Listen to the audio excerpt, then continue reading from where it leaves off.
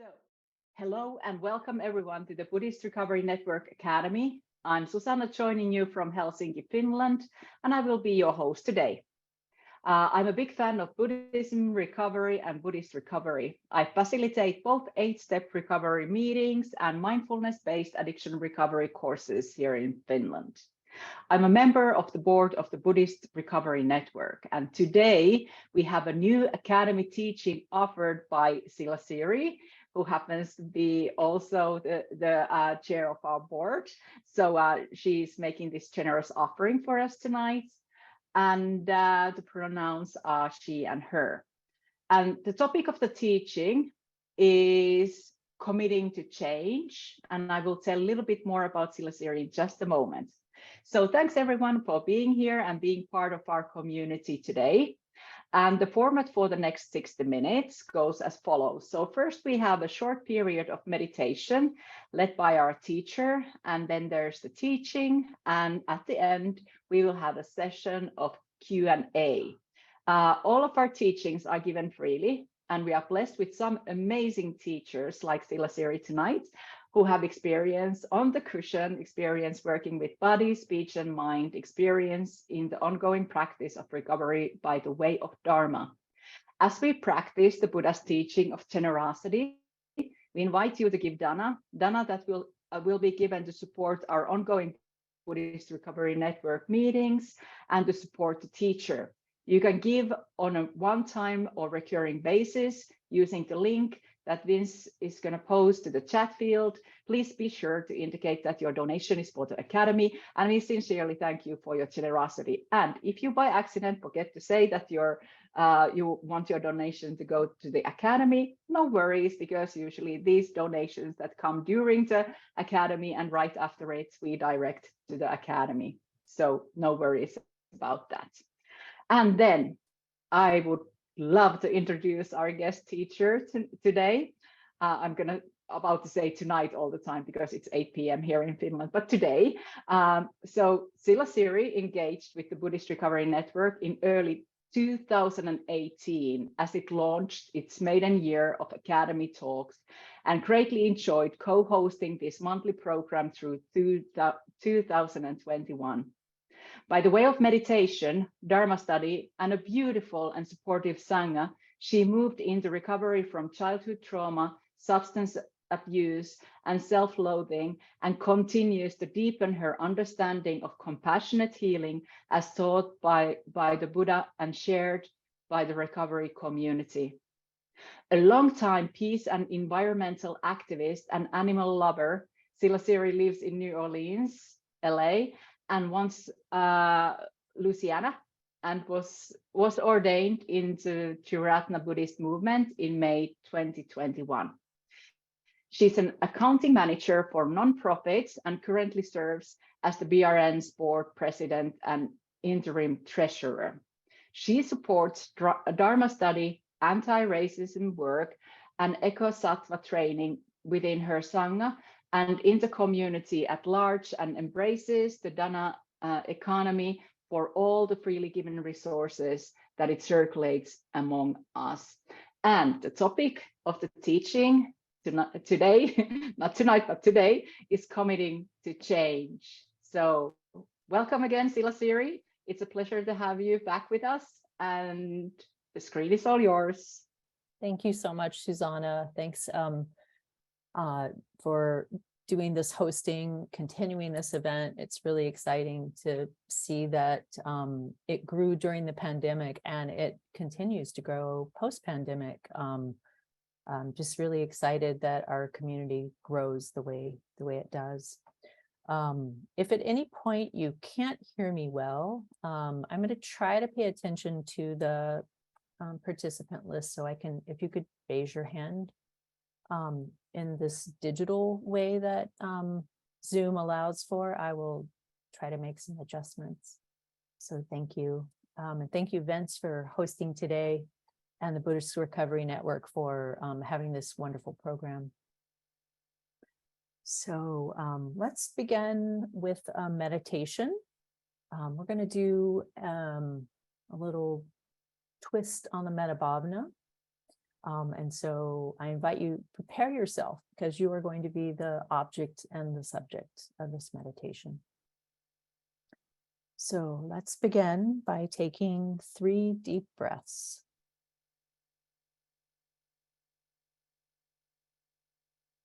Deep inhale, long exhale.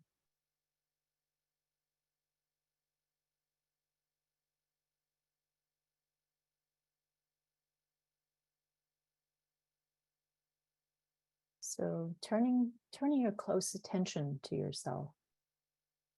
Soften that attention with warmth and kindness. Open your awareness up to the field around you.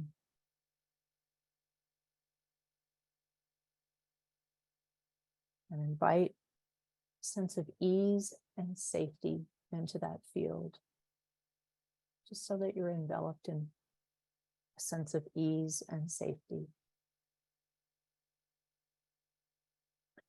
You may soften your eyes, kind of gentle the muscles of your face, around your lips, your mouth, your jaw.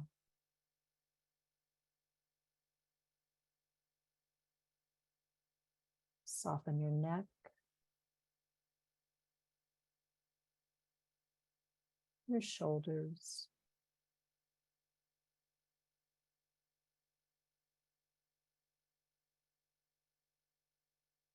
your torso, and where your sit bones hit the chair.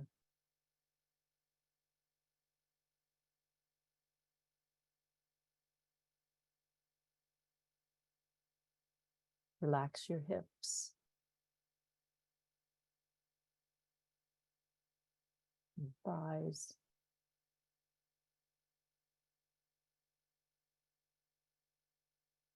your shins,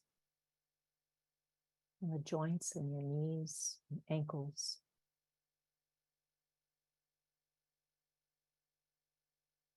Give your toes and your fingers a little wiggle. Just thank them for their movement, for supporting your body.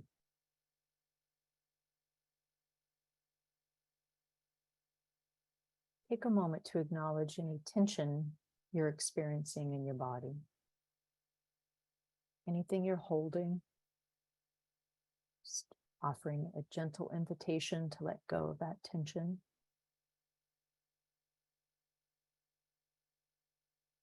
Feel at ease.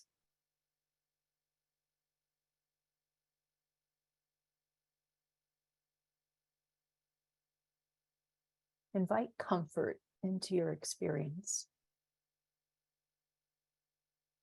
Settle into your skin.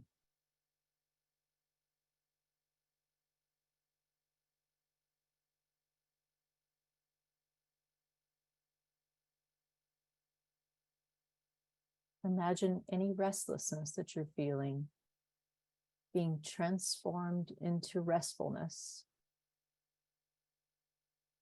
Any tiredness into just a gentle alertness.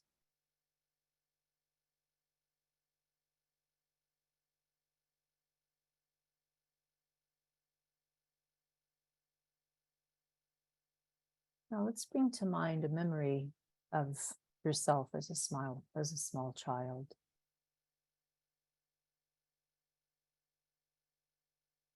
Think of some quality of that child,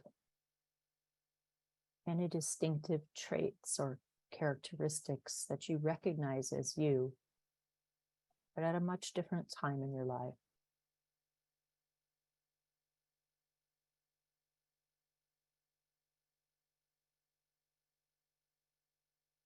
Send metta to your child.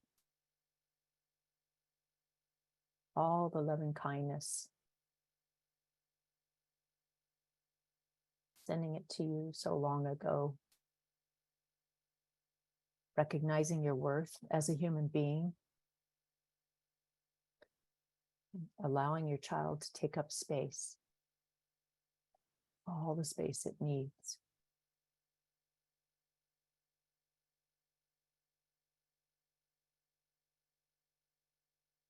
See that you too deserve to feel love, to know love,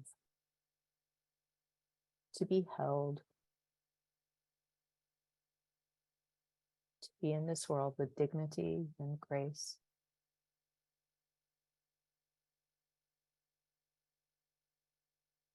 Send this vision of you all the respect and acceptance you can offer them.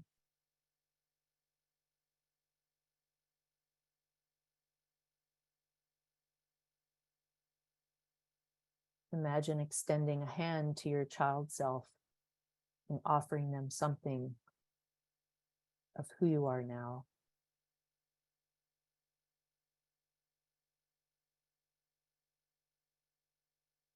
A gesture, a smile, a wave.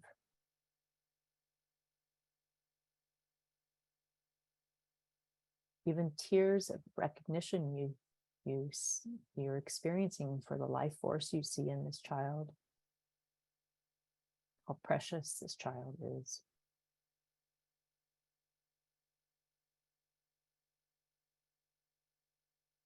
Let them know you see them and accept them just as they are.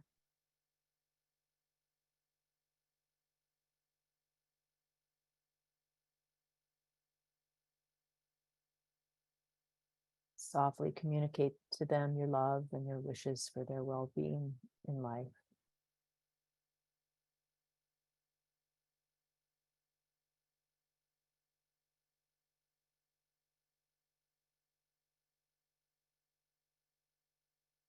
Forget to breathe.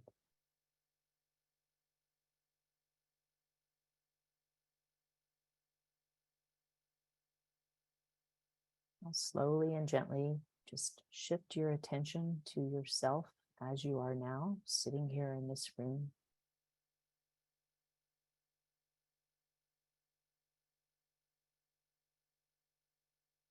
Pay attention to how you are.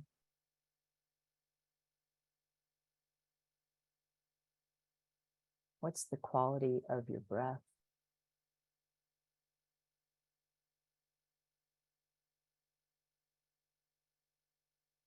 Where do you experience your breath entering and exiting your body? Is it the lungs, the belly, the throat, the tip of your nostrils?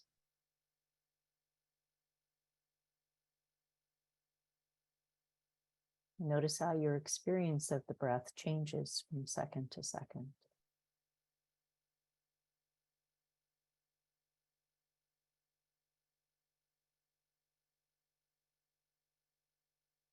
Is there anything that wants to change?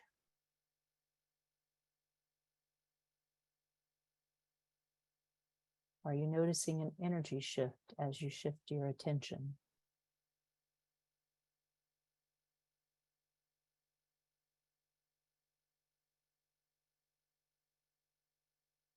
Offer your body some gratitude and acceptance as well, just as you did the child.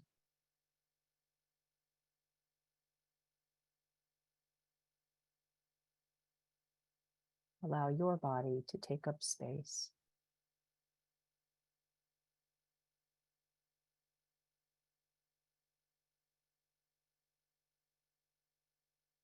Invite your body to experience comfort and ease.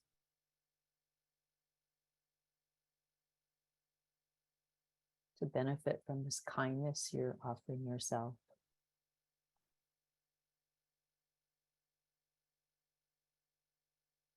Allow yourself to feel open to change.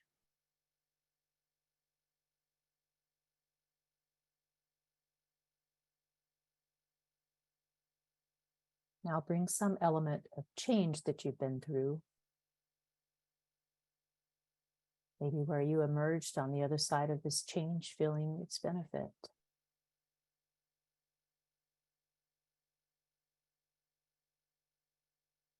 What is your felt sense of this change?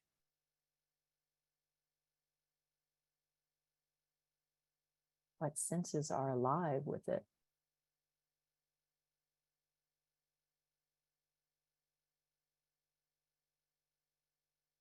If you're having trouble with this part of it at all, just think about taking a baby step towards some change you want to make.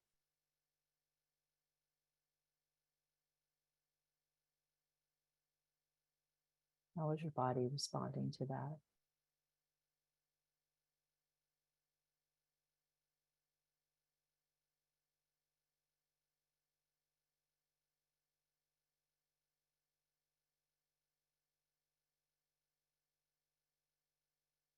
Can you rest with the intention for change?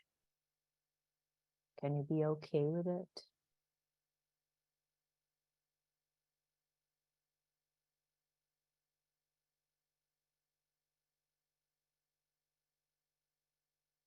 Just let that intention go and notice any change that comes with the release.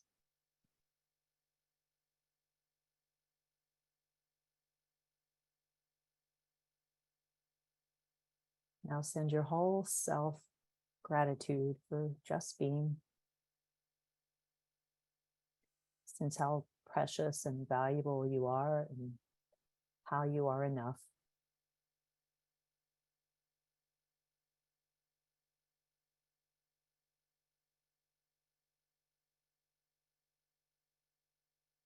Allow yourself to appreciate how far you've come in this lifetime. Appreciate how you got to be here now. Even with all your attributes and your faults and your joy and your sorrow, your successes, your struggles, your desire for change and your need to transform. There's space for all of this.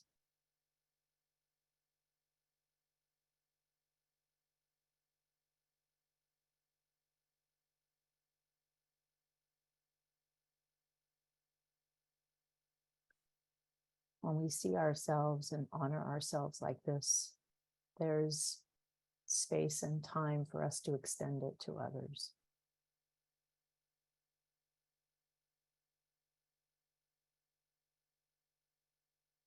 Let's take this opportunity to kind of radiate out this love to others. Others in this very space that we're sharing. Those nearby and far away.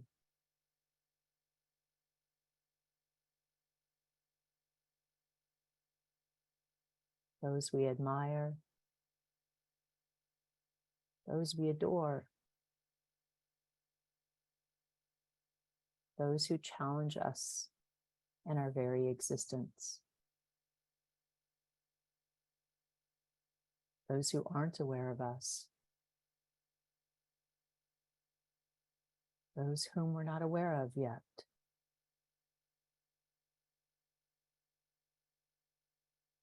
Extend your loving kindness and your metta as far as you can.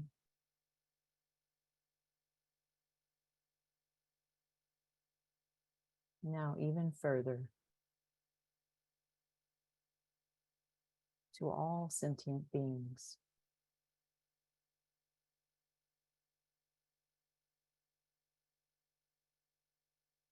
The four reminders. This human birth is precious, an opportunity to awaken, but this body is impermanent. Ready or not, one day I shall die. So this life I must know as the tiny splash of a raindrop, a thing of beauty that disappears even as it comes into being. The karma I create shapes the course of my life, but however I act, life always has difficulties. No one can control it. No one can control it all. Only the Dharma can free me and others from suffering forever. Therefore, I recall my heart's longing for freedom and resolve to make use of every day and night to realize it. Om Tare Tu Tare Swaha.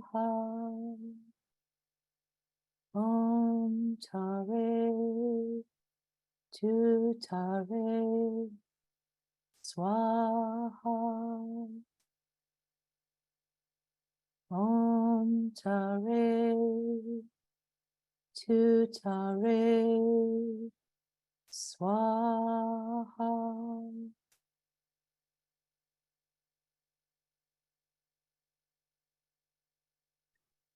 Bringing your awareness back into the room. This is where Sangha lives and breathes.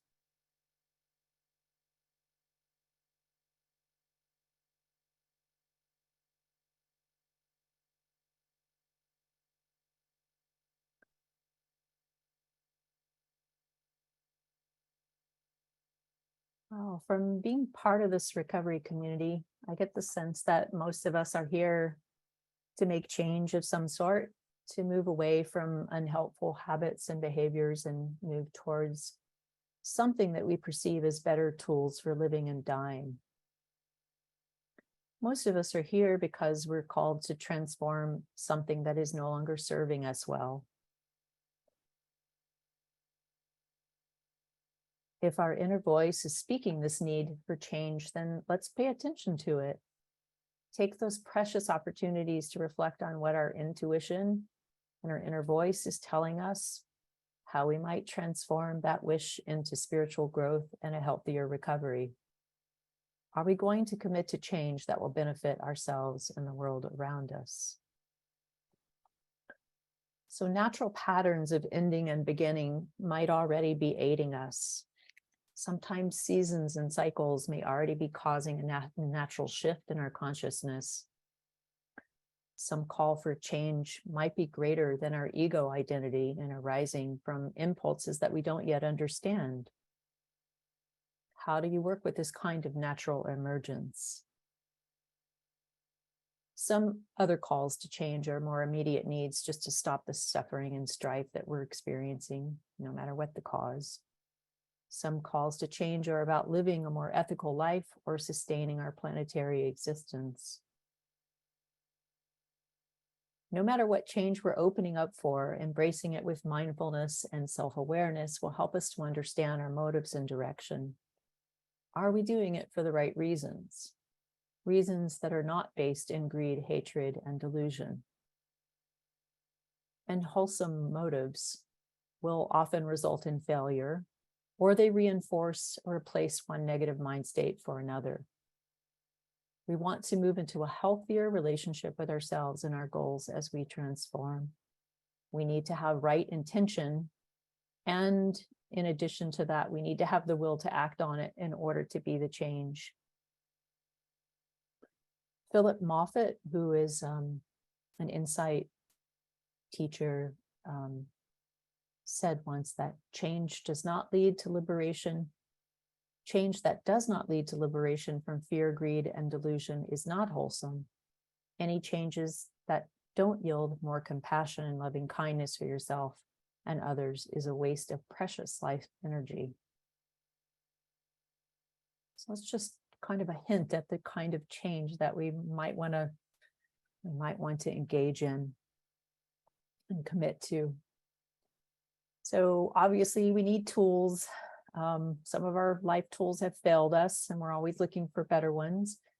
The Buddha taught that there are 5 qualities or spiritual faculties that can help us bring the kind of change we want, that can help bring balance into our lives, and that can help move us towards liberation or the inner freedom that most of us seek. So the life balance and movement towards inner freedom is the kind of change that requires both commitment and action.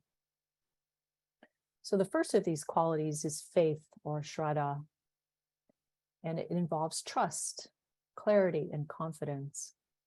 It's essential to making change, because if we don't believe in positive outcomes, then the doubt will probably keep us from even starting on the path. It can sabotage our paths very quickly.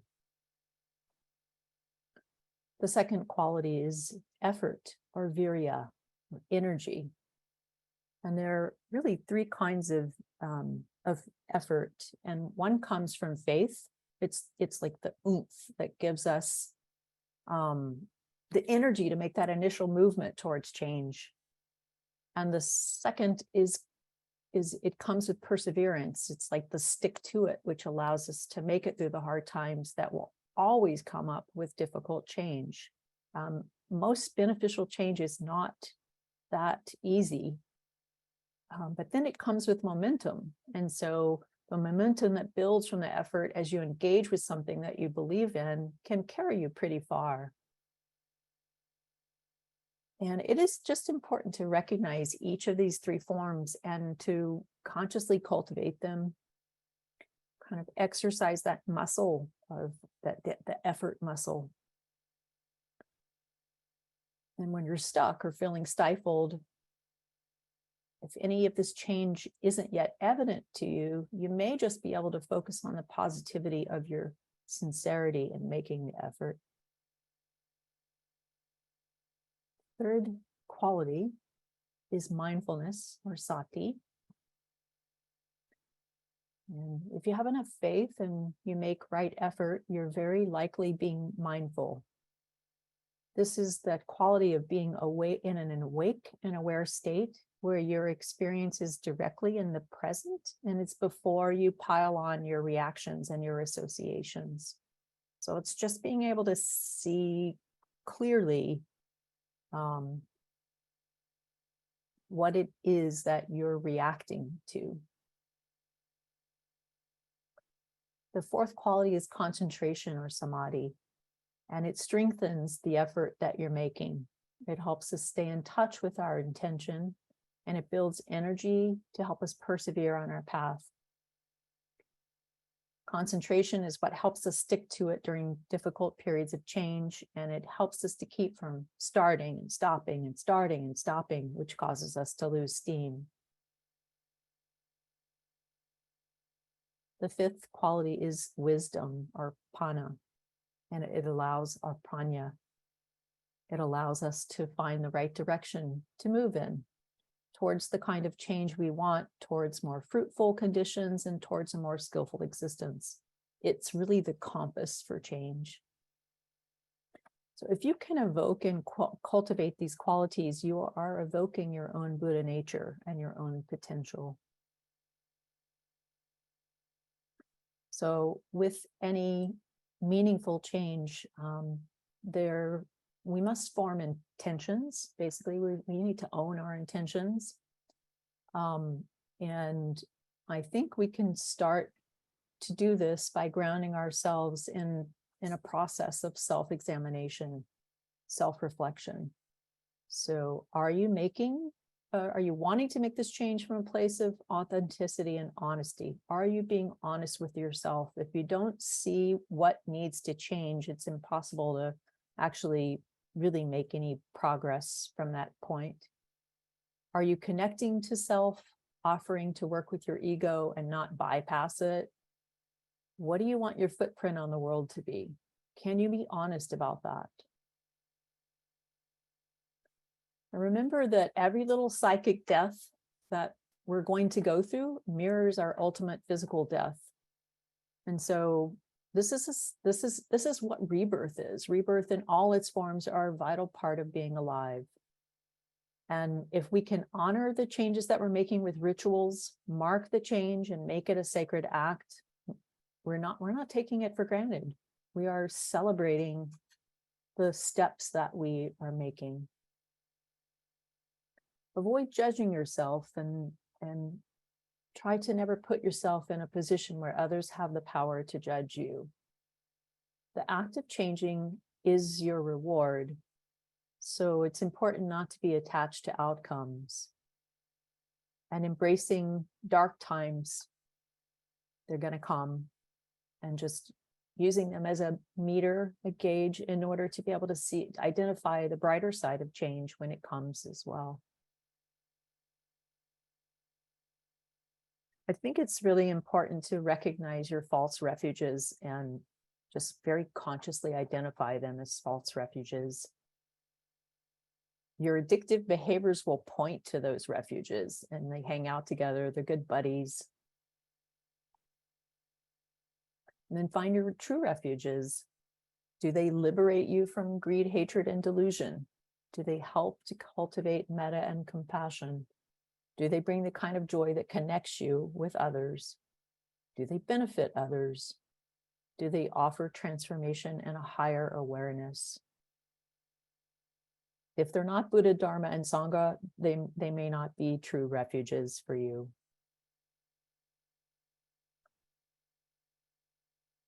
We also, I think that one of the things that's going to carry us very far in our commitment is inspiration, which is finding our own inspiration. This is something that's probably going to richly vary by person. We're all very different. We're working with different conditions, different life experiences, habits, and neural receptors. Our personalities scream me, and me knows what it likes and doesn't like. And so just listening to that and kind of keeping your mind open until you find that inspiration that might inspire you to just become your most authentic self. What inspires you to venture outside of your ego? And maybe it's meditation. So please never forget the meditation. It's central to integrating our change. One meditation that I find it's very helpful is to practice visualizing the Buddha and the qualities of the Buddha, qualities you see in yourself or you aspire to.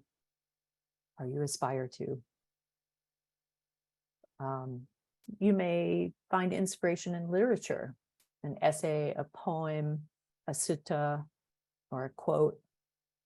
It may even be your own writing as a way to process your experience of change.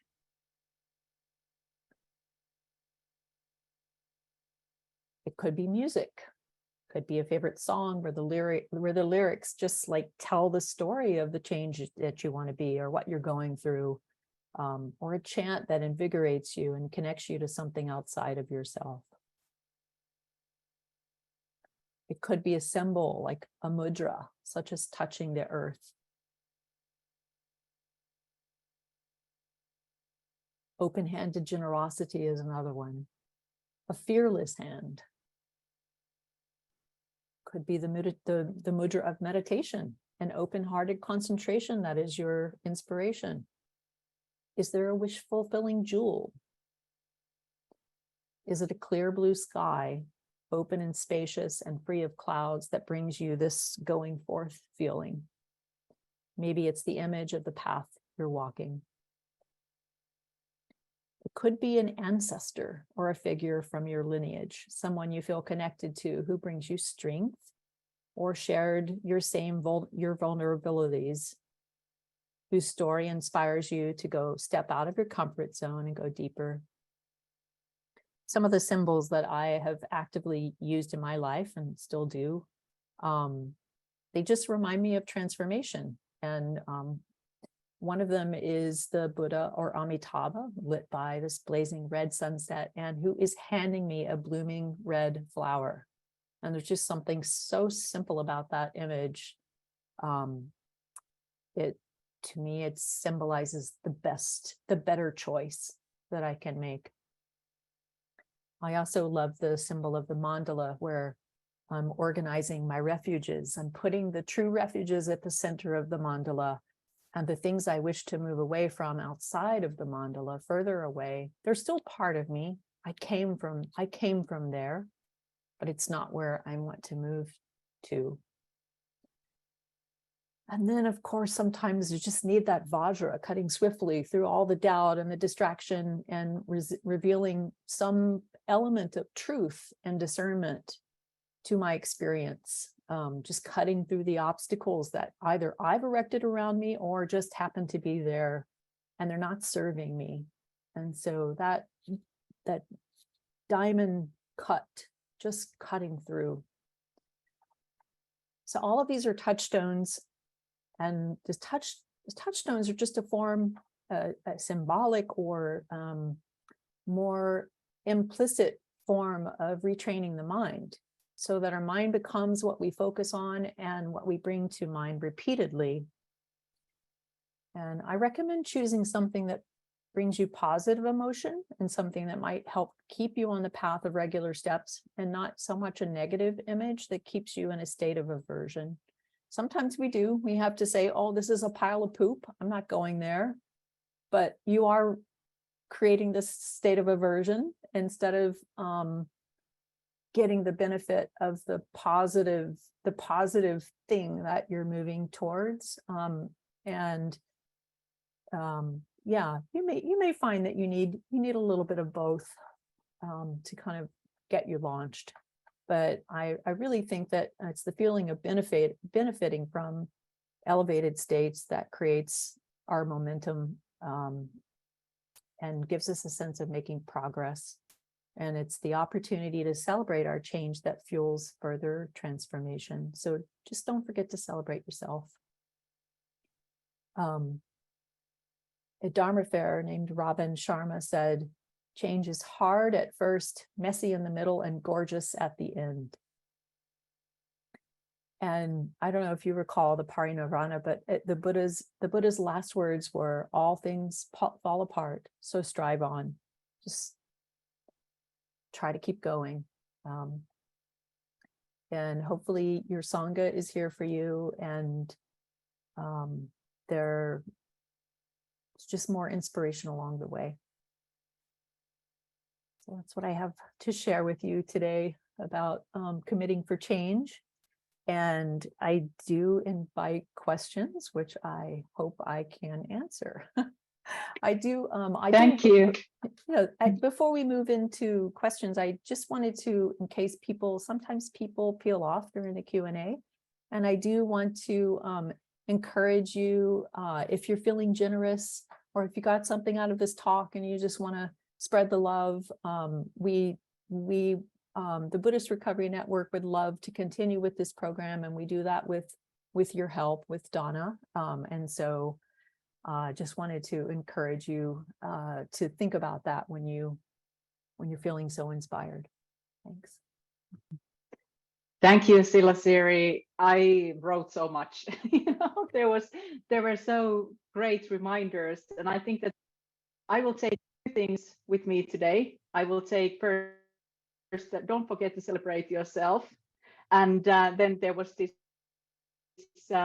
not being attached to the outcome. I just celebrated my 20th sobriety day and birthday, and somebody said to me that, you just wait, your life is going to be beyond your wildest dreams. And actually, that's how it has turned out. When I think about 20 years ago, I could have never imagined what has happened. So Silasiri, hey, thanks for all the wisdom that you shared with us and the inspiration. So a few words about Dana. So your generosity can help to strengthen the recovery community and to grow the academy, and can be a practical expression of gratitude and metta. So we invite you to practice generosity and to give Dana in support of these teachings to be shared with our teacher and with the Buddhist Recovery Network. And there is going to be a link in the chat that will take you to the donation page. And then we have podcasts, we have YouTube channel, and our next Academy event is on Sunday, September the 3rd, and Laura Burgess is going to be our guest then. And there is a Facebook group, the link of which Vince is probably also putting to the chat. And when you request to join, please answer the membership questions, because otherwise we won't accept you. We want it to be a safe space. So there is also weekly Buddhist recovery meeting. Like Silasiri said, the type of the meeting changes weekly. You can check the schedule on the webpage using the link that is going to be in the chat as well. And we got to the end, and one more thing that we are going to do today. We are going to transfer our merits. So thank you for joining us today. May the merit we have gained go to the alleviation of the suffering of all beings. May we all be happy. May we all be peaceful. May we all be safe.